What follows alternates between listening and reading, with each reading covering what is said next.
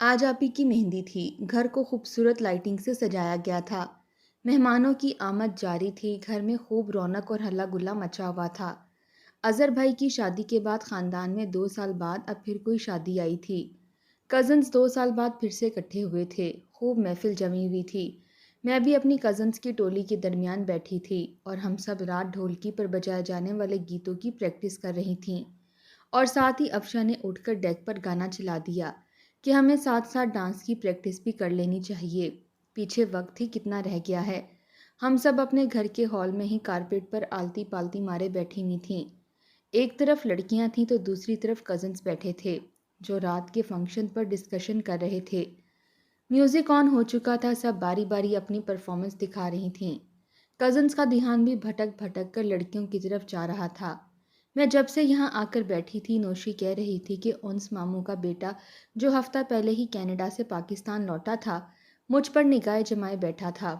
وہ لوگ آج صبح کی ہی فلائٹ سے اسلام آباد سے لاہور آئے تھے۔ ہماری کافی عرصے بعد ملاقات ہو رہی تھی۔ ماموں اور ممانی تو اکثر پاکستان چکر لگاتے رہتے تھے، لیکن ان کے بچے تو جیسے وہیں کے ہو کر رہ گئے تھے۔ مگر اتنے عرصے بعد روما اور ذیحان کو یہاں دیکھ کر سبھی حیران ہونے کے ساتھ ساتھ بہت خوش بھی تھے۔ وہ دونوں بہن بھائی بہت ہی خوبصورت تھے۔ دودھ جیسی سفید رنگت، بڑے بڑی گہری آنکھیں اور خوبصورت نقوش ہر ایک کی توجہ کھینچ رہے تھے۔ سبھی لڑکیوں کی نگاہیں اس پر لگی تھیں۔ ہم سب کزنز میں سے افشا کو سب سے اچھا ڈانس آتا تھا۔ اس نے اسی لیے میوزک آن کیا تھا کہ ذیحان کو بھی اپنی خوبصورت اداؤں سے اپنا اسیر کر سکے۔ افشا میرے چھوٹے ماموں کی اکلوتی بیٹی تھی۔ میری امی 3 بہن بھائی ہیں۔ بڑے ماموں کے 2 بچے ذیحان اور روما، دوسرے ماموں کبیر جن کی ایک ہی بیٹی ہے افشا، اور امی سب سے چھوٹی ہیں۔ ان کی 2 ہی بیٹیاں ہیں، میں اور انایا، مگر امی نے اپنے جیٹھ یعنی میرے تایا کا بیٹا نوریز گود لیا ہوا تھا۔ نوریز کی والدہ کی وفات پر امی نے اسے گود لے لیا تھا کیونکہ ان کی والدہ انہیں جنم دیتے ہی اس دنیا سے رخصت ہو گئی تھیں۔ تایا نے دوسری شادی کر لی جن سے ان کی 3 اولادیں ہیں، 2 بیٹیاں اور ایک بیٹا۔ بابا اور تایا 2 ہی بھائی ہیں۔ ہمارے ننیحال اور ددیال فیملی اتنی لمبی چوڑی نہیں ہے، مختصر سی ہے۔ سبھی کزنز آج یہاں اکٹھے تھے۔ سبھی کزنز نے باری باری ڈانس پریکٹس کا مظاہرہ کیا کہ اب صرف میں ہی بچی تھی۔ چلو آئمہ، اب تمہاری باری ہے۔ افشا نے مجھے بازو سے پکڑ کر اٹھانے کی کوشش کی تو میں نے گردن موڑے لڑکوں کی سمت دیکھا۔ وہ اسی طرف دیکھ رہے تھے اور ان میں بیٹھا ذیحان تو بہت دلچسپی سے یہ منظر دیکھ رہا تھا۔ نہیں نہیں، مجھے نہیں کرنا۔ میں ان سب کے سامنے تھوڑا گھبرا رہی تھی، لیکن میری کزنز نے مجھے اکسایا اور زبردستی کھڑا کر دیا تو میں نے میوزک پر 2 اسٹیپ کرنے کے بعد ذیحان کی جانب کنفیوژن سے دیکھا جو مسکرا رہا تھا۔ میں کنفیوز ہو گئی تھی اور فوراً وہاں سے بھاگ کر واپس سب کے بیچ میں آ کر بیٹھ گئی۔ سب نے تالیاں بجائیں اور خوب ہوٹنگ بھی ہوئی۔ بڑوں کے بلاوے پر محفل برخاست ہو گئی۔ شام تک مہندی کے فنکشن کے تمام انتظامات اور تیاریاں مکمل ہو چکی تھیں۔ گھر کے وسیع عریض لان میں ہی انتظامات کیے گئے تھے۔ انایا آپی جیسے ہی پارلر سے تیار ہو کر آئیں تو شاہزیب بھائی بھی آ چکے تھے۔ انہیں زیادہ انتظار نہیں کرنا پڑا کیونکہ شاہزیب بھائی کے سٹیج پر بیٹھتے ہی کزنز انایا آپی کو بھی دوپٹے کی اوڑ میں باہر لے آئیں اور سٹیج پر ان کے پہلو میں بٹھایا۔ میں اب تک اندر کمرے میں بیٹھی تھی، اس لیے یہ فریضہ باقی کزنز نے مل کر ہی ادا کر لیا۔ شاہزیب بھائی بھی میرے تایا ابو کے ہی بیٹے تھے جو کہ ان کی دوسری بیوی سے تھے۔ تایا ابا اپنے پہلے بیٹے نوریز کے لیے بابا سے میرا رشتہ مانگ چکے تھے کیونکہ نوریز مجھے پسند کرتا تھا۔ اس لیے امی نے جب مجھ سے نوریز کے بارے میں پوچھا، میں نے پڑھائی کا بہانہ بنا کر ٹال دیا۔ وہ عمر میں انایا آپی سے بھی بڑے تھے لیکن پسند انہیں میں آ گئی تھی۔ وہ مزاج کے تیز تھے، اس لیے مجھے ان سے خوف آتا اور میں ان سے شادی کے حق میں بالکل بھی نہیں تھی۔ سب کزنز تیار ہو کر لان میں موجود تھیں لیکن میں ابھی اندر اپنے کمرے میں ہی موجود تھی۔ مجھے میری جولری نہیں مل رہی تھی۔ میں سب سے پہلے تیار ہوئی تھی مگر اب رونا آ رہا تھا کہ سب تیار ہو کر باہر چلی گئیں اور مجھے ابھی تک اپنی جولری ہی نہیں مل رہی تھی۔ رہ رہ کر خود پر غصہ بھی آ رہا تھا کہ سنبھال کے رکھنے کے چکر میں جانے کہاں رکھی تھی۔ اب شادی کے ہنگاموں میں کچھ بھی یاد نہیں تھا۔ مجھے کیا پتا تھا غلطی میری نہیں تھی بلکہ یہ شرارت تو افشا کی تھی جو میری جولری الماری کے سب سے اوپر والے حصے میں چھپا کر خود باہر سکون سے فنکشن انجوائے کر رہی تھی، اور یہ بات مجھے بعد میں میری ایک کزن نے بتائی تھی۔ میں نے ہر جگہ تلاش کرنے کے بعد کرسی رکھی کہ اوپر والے پرسوں میں دیکھتی ہوں۔ کمرے کا دروازہ مکمل طور پر کھلا ہوا تھا۔ مجھے نہیں علم کب ذیحان نے وہاں سے گزرتے ہوئے مجھے دیکھا اور پھر وہیں رک گیا۔ کرسی پر کھڑے ہو کر جب میرا ہاتھ نہ پہنچا تو مزید اونچا ہونے کے واسطے میں نے پنجوں کے بل کھڑے ہو کر ہاتھ بڑھایا ہی تھا کہ جولری باکس تو میرے ہاتھ میں آ گیا، لیکن مجھے پتہ ہی نہیں چلا آگے ہوتے ہوئے کب کرسی سے میرا پیر پھسلا اور میں فرش پر بری طرح گرنے کو تھی، جب ذیحان نے آگے بڑھ کر مجھے اپنی باہوں میں بھر لیا۔ گرنے کے خوف سے دبی دبی چیخ میرے حلق سے نکلی اور ساتھ ہی کبوتر کی طرح آنکھیں بھی بند کر لیں، لیکن جیسے ہی مجھے محسوس ہوا کہ میں گرنے کی بجائے کسی مضبوط حصار میں ہوں تو میں نے ڈرتے ڈرتے آنکھیں کھولیں۔ ذیحان مسکراتے ہوئے میرے چہرے کا ہی طواف کر رہا تھا۔ کیا تم ٹھیک ہو؟ اس نے مجھ سے سوال کیا۔ میرے رخسار حیا کی سرخی سے تمتما رہے تھے۔ فقط سر کو ہلا دیا۔ اتنے میں نوریز وہاں سے گزرا تو یہ منظر دیکھ کر سیدھا کمرے کے اندر ہی چلا آیا۔ یہ کیا ہو رہا ہے یہاں؟ اس کا لہجہ انتہائی سخت تھا۔ یہ کرسی سے گرنے لگی تھی۔ شکر ہے میں یہاں سے گزر رہا تھا، انہیں بر وقت سنبھال لیا۔ ذیحان نے اسے جواب دینے کے ساتھ ہی مجھے نیچے اتار دیا تھا۔ تم کرسی پر کھڑی کیا کر رہی تھی؟ میں آپ کو ہر بات بتانا ضروری نہیں سمجھتی، میں نے غصے سے جواب دیا اور آئینے کے سامنے کھڑے ہو کر اپنی جولری پہننے لگی۔ ذیحان بہتر ہوگا کہ تم اس سے دور ہی رہو، کیونکہ یہ میری امانت ہے۔ نوریز نے مجھے گھورنے کے بعد ذیحان کو مخاطب کیا تو وہ تعصب سے ایک نگاہ مجھ پر ڈال کر کمرے سے باہر نکل گیا۔ نوریز مجھ سے بات کرنے کے لیے آگے بڑھا ہی تھا جب اسے باہر سے بابا نے بلایا تو وہ کڑی نگاہوں سے مجھے گھورتے ہوئے باہر چلا گیا۔ میرا دل بہت عجیب سا ہو گیا تھا۔ باہر آئی تو سب کچھ پھیکا پھیکا سا لگنے لگا تھا۔ نہ تو میں نے ڈانس کیا اور نہ ہی ڈھولک اور انتاکشری میں بڑھ چڑھ کر حصہ لیا، بلکہ ایک کونے میں گمسم سی بیٹھی رہی۔ سب مجھے ڈھونڈتے رہے، میرا پوچھتے رہے اور میں ایک طرف منہ چھپائے بیٹھی رہی۔ آخر مجھے ڈھونڈ ہی لیا گیا، لیکن میں نے تب بھی عدم دلچسپی کا مظاہرہ کرتے ہوئے بہانہ بنا دیا کہ میرے پیروں میں موچ آ گئی ہے، اس لیے ایک سائڈ پر سکون سے بیٹھی ہوں۔ اس کے بعد کسی نے مجھے تنگ نہیں کیا۔ لڑکوں نے بھی سٹیج پر ڈانس کیا، ذیحان نے بھی بہت خوبصورت انداز میں ڈانس کیا تو سب دیکھتے ہی رہ گئے۔ وہ اب بھی مجھے ہی دیکھ رہا تھا، لیکن میں اب اس سے نظریں چرا رہی تھی۔ رات لیٹ مہندی کا فنکشن ختم ہوا تو سب چینج کرنے کے بعد تھکاوٹ سے چور نیند کی آغوش میں جا چکے تھے۔ میرا دل بوجھل ہوا تو چینج کرنے کے بعد چھت پر آ گئی۔ میں منڈیر کے پاس کھڑی آنسو بہا رہی تھی جب پیچھے سے مجھے کسی نے اپنے حصار میں لے لیا۔ میں ایک دم ہی پیچھے مڑی تھی، جانتی تھی کہ وہ نوریز ہی ہوگا جو میری شادی سے انکار کے کچھ عرصے بعد سے مجھے ہراساں کرنے لگا تھا۔ میں کسی کو کچھ بتا بھی نہیں پا رہی تھی۔ گھر میں کچھ عرصے سے سب شادی کی تیاریوں میں مصروف تھے۔ میں نہیں چاہتی تھی ایسے میں کوئی ہنگامہ کھڑا ہو اور شاہزیب بھائی اور عنایا آپی کا رشتہ ٹوٹ جائے، کیونکہ وہ دونوں ایک دوسرے سے بہت محبت کرتے تھے۔ میں ان کی محبت میں یہ قربانی دیتے ہوئے سب کچھ اکیلے ہی سہ رہی تھی۔ کہا تھا نا تم سے، تم صرف میری ہو، پھر اس کی ہمت کیسے ہوئی تمہیں چھونے کی؟ تمہارے جسم پر فقط میرا ہی حق ہے، سمجھی تم؟ یہ بات اچھے سے اپنے ذہن میں بٹھا لو۔ نوریز نے مجھے یوں بازو میں جکڑ رکھا تھا کہ میں ہل بھی نہیں پا رہی تھی۔ اس نے اپنا چہرہ میرے کان کے نزدیک کرتے ہوئے سرگوشی کی تو میں خوف سے رونے لگی۔ سسکیوں کے درمیان مجھ سے کچھ بولا ہی نہیں جا رہا تھا۔ بہت جلد تمہیں اپنے نام کر لوں گا اور اب اور انتظار نہیں ہوتا مجھ سے۔ بہت کر لی تم نے پڑھائیاں بھی اور منمانیاں بھی، بس اب میرے پاس آنے کی تیاری شروع کر دو، ورنہ پھر انکار کی صورت میں تم سے زبردستی بھی کر سکتا ہوں۔ عزت سے ہاں بول دینا، ورنہ پھر میں دوسرے طریقے سے بھی حاصل کر لوں گا جو مجھے چاہیے۔ نوریز مجھے دھمکا رہا تھا اور میرا وجود جیسے بے جان ہوتا جا رہا تھا اور سسکیوں میں بھی اضافہ ہونے لگا تھا۔ ابھی تو میں نے کچھ کیا ہی نہیں، تم ابھی سے رونے لگی ہو۔ نوریز مجھ سے جدا ہوا تو میرا رخ اپنی جانب کیا اور پھر سیڑھیوں پر کچھ گرنے کی آواز پر وہ چونکا اور مجھے روتا چھوڑ کر فوراً سے ہی محتاط انداز میں نیچے چلا گیا۔ میں وہیں بیٹھ کر سسکیوں کے ساتھ رو رہی تھی جب پھر سے کوئی سایہ وہاں نمودار ہوا۔ میں ڈر گئی تھی کہ پھر سے وہ نوریز ہوگا، مگر اب کہ وہاں ذیحان کھڑا تھا جو ہمیں ایک ساتھ دیکھ چکا تھا اور سیڑھیوں پر بھی اسی نے ہی کچھ گرایا تھا۔ وہ تمہیں کیا کہہ رہا تھا اور تم ایسے رو کیوں رہی ہو؟ ذیحان میرے آنسو صاف کرتے ہوئے فکر مندی سے پوچھنے لگا۔ بات ہی ایسی تھی، اسے کیسے بتاتی، اپنی رسوائی کیسے کرواتی؟ پلیز آئمہ مجھے بتاؤ کیا بات ہے، شاید میں تمہاری کچھ مدد کر سکوں۔ کیا وہ تمہیں پریشان کر رہا تھا؟ ذیحان مزید فکر مند ہوا اور میں نے سر اٹھا کر اس کی طرف دیکھا۔ تم مجھ پر بھروسہ کر سکتی ہو، کبھی تمہارا بھروسہ نہیں توڑوں گا۔ ذیحان نے وعدہ کیا کہ وہ میرا ساتھ دے گا۔ میں نوریز سے شادی نہیں کرنا چاہتی۔ امی کے پوچھنے پر شادی سے انکار کر دیا، اس لیے اب وہ مجھے ہراساں کرتا ہے۔ مجھے اسے بہت ڈر لگتا ہے، لیکن میں کسی کو کچھ بتا بھی نہیں سکتی۔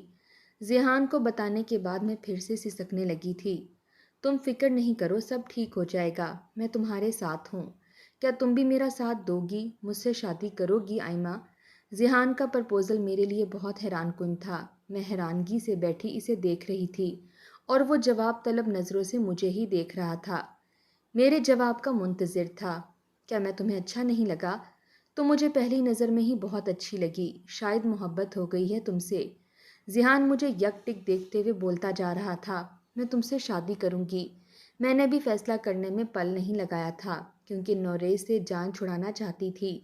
ٹھیک ہے، اب بے فکر ہو کر سو جاؤ، ساری فکریں مجھے سونپ دو، میں تمہارا خیال رکھوں گا اور اسے تمہارے آس پاس بھی نہیں بھٹکنے دوں گا۔ وہ مجھے تسلی دے کے نیچے لے آیا۔ میں نے اپنے کمرے کی سمت قدم بڑھائے تو وہ اپنے کمرے میں چلا گیا۔ میرے دل کا سارا بوجھ اتر گیا اور میں سکون سے سو گئی۔ اگلے روز ہی صبح ذیحان نے ماموں سے بات کی کہ وہ مجھ سے شادی کرنا چاہتا ہے۔ وہ بھی خوش تھے، لیکن وہ یہ بات امی اور بابا سے آپی کی رخصتی کے بعد کرنا چاہتے تھے۔ سب شادی ہال جانے کے لیے تیار تھے۔ نوریز کی کوشش تھی کہ میں اس کے ساتھ اس کی گاڑی میں بیٹھوں، لیکن ذیحان نے جو رینٹ پر کار لے رکھی تھی، اس پر مجھے اور آپی کو پارلر چھوڑایا اور واپسی پر بھی بہت ذمہ داری کے ساتھ ہمیں ہال تک بھی لے گیا۔ اس نے وعدے کے مطابق نوریز کو میرے قریب بھی نہیں بھٹکنے دیا تھا۔ رخصتی کے بعد رات کو ماموں نے امی بابا سے رشتے کی بات بھی چھیڑ دی۔ لان میں بس ان کی فیملی اور ہماری فیملی ہی موجود تھی۔ نوریز بھی وہاں موجود تھا، جس نے اس بات پر مجھے اور ذیحان کو گھورا۔ بھائی صاحب، ہم کیا کہہ سکتے ہیں، آج کل تو بچوں کی خوشی اور مرضی ہی دیکھی جاتی ہے، امی نے جواب میں کہا۔ تو پھر بیٹی بھی سامنے ہی ہے، آئمہ سے پوچھ لیتے ہیں۔ بیٹا، آپ کو اس رشتے پر کوئی اعتراض تو نہیں؟ ماموں نے مجھ سے پوچھا۔ نہیں ماموں جان، مجھے کوئی اعتراض نہیں، میں نے ذیحان کی طرف دیکھ کر شرماتے ہوئے ہاں کہہ دی تھی۔ یہ نہیں ہو سکتا، آئمہ کی شادی ہوگی تو صرف مجھ سے، ورنہ پھر کسی سے نہیں۔ نوریز بھڑک اٹھا اور بڑوں کا لحاظ بھی بھول گیا۔ نوریز! بابا غصے سے دھاڑے۔ بابا، یہ صرف میری ہے، صرف میری، وہ چلایا تو میں خوفزدہ ہو گئی تھی۔ پاگل ہو گئے ہو تم، دفع ہو جاؤ یہاں سے، بابا غصے میں گرجے تو وہ وہاں ایک کاٹدار نگاہ مجھ پر ڈال کر وہاں سے نکل گیا۔ یہاں رشتے کی بات ہوتے ہی شادی کی بات بھی ہونے لگی کہ وہ جھنجھٹوں میں پڑنے کی بجائے سادگی سے نکاح کرا کر مجھے رخصت کر کے ساتھ ہی لے جانا چاہتے تھے۔ آپی کے ولیمے کے اگلے روز ہی میرا نکاح بھی رکھ دیا گیا، تاکہ نکاح ہوتے ہی پاسپورٹ بنوا کر باہر لے جانے کی تیاریاں کی جا سکیں۔ میں بہت خوش تھی، مگر دل میں خوف بھی تھا۔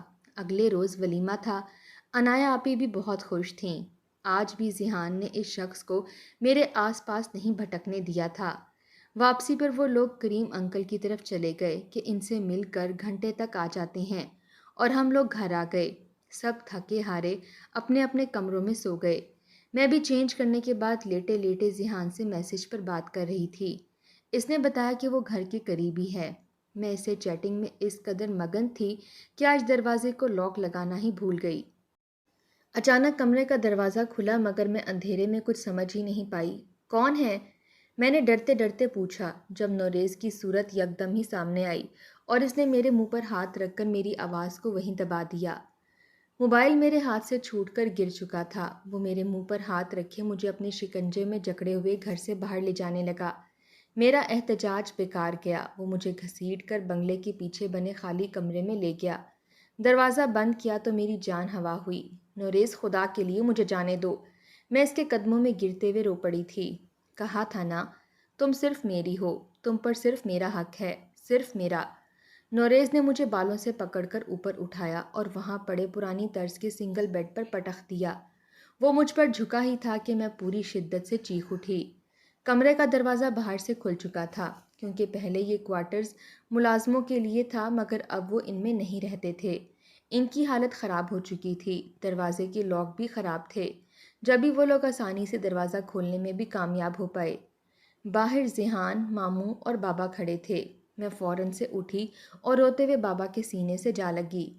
ذیحان تو جیسے نوریز پر ٹوٹ ہی پڑا تھا، اسے بہت مارا۔ ماموں نے اسے نوریز سے دور کیا تھا۔ بابا میرا دوپٹہ درست کرتے سر پر پیار کرنے لگے۔ انہوں نے اگلے روز ہی تایا کو بلا کر ساری بات بتائی کہ کس طرح نوریز نے ان کی عزت کو مٹی میں ملانے کی کوشش کی ہے۔ ہماری خدمتوں کا یہ صلہ دیا ہے اس نے، اب اس سے میرا کوئی تعلق نہیں۔ بابا نے اسے لا تعلقی کا اظہار کرتے ہوئے اسے گھر سے نکالا تو تایا نے بھی قبول کرنے سے انکار کر دیا۔ امی الگ رو رہی تھیں کہ کہاں میری تربیت میں کمی رہ گئی ہے۔ ذیحان سے شام کو میرا نکاح ہو گیا۔ اس کے بعد وہ میرے کمرے میں مجھ سے ملنے آیا تھا۔ کہا تھا نا، تمہیں کچھ نہیں ہونے دوں گا، تم میری امانت ہو اور تمہاری حفاظت مجھ پر فرض ہے، اور تمہاری محبت بھی۔ یہ کہتے ہی اس نے میری پیشانی پر بوسہ دیا تو میری آواز حیا کی سرخی سے لال تھی۔ اس کا یہ محبت بھرا بوسہ میری گزشتہ تکلیفوں کا مداوا تھا۔ میں اس کا ساتھ پا کر بہت خوش تھی اور رب کی شکر گزار بھی کہ اس نے مجھے نوریز جیسے ٹاکسک انسان سے بچا لیا۔ نوریز کی اس کی بات سے کچھ خبر نہیں تھی کہ وہ کہاں گیا۔ مہینے کے اندر اندر تمام کام مکمل ہو گیا تھا۔ جانے سے پہلے دربار حاضری دینے کے لیے گئے تو واپسی پر وہاں دیوار کی پشت سے ٹیک لگائے ایک فقیر پر میری نگاہ پڑی۔ میلے کچیلے کپڑے، بڑی ہوئی داڑھی، لیکن وہ اپنی ہی موج میں گم بیٹھا تھا۔ کچھ غور کیا تو میں ساکت رہ گئی۔ وہ نوریز ہی تھا۔ کیا ہوا؟ کیا دیکھ رہی ہو؟ ذیحان نے مجھ سے پوچھا۔ نوریز، میں نے بامشکل کہا۔ ذیحان بھی اس حالت میں دیکھ کر دنگ رہ گیا۔ اس نے میرے ساتھ جو بھی کیا، لیکن امی نے تو اسے اپنی اولاد کی طرح ہی پالا تھا۔ اس کے لیے بہت فکر مند رہتی تھیں اور اکثر روتی رہتی تھیں۔ ذیحان اسے زبردستی وہاں سے اٹھا کر اپنے ساتھ گھر لے آیا۔ بابا نے اس کی کٹنگ کرائی، شیو کروائی اور غسل کے بعد وہ پہلے والا نوریز نکل آیا، مگر کافی کمزور ہو گیا تھا، جس کی شخصیت میں فقیروں کے ساتھ رہ رہ کر ایک ٹھہراؤ سا آ گیا تھا۔